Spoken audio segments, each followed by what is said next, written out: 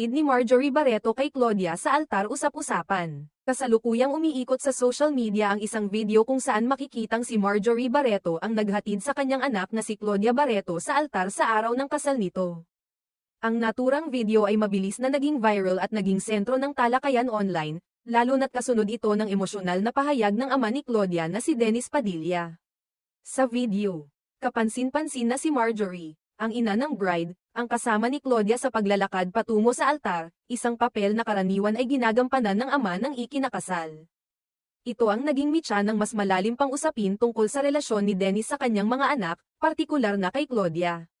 Ayon kay Dennis, dumalo siya sa kasal na ginanap noong ika-8 ng Abril taong 2024, kung saan ikinasal si Claudia sa kanyang longtime boyfriend na si Basti Lorenzo.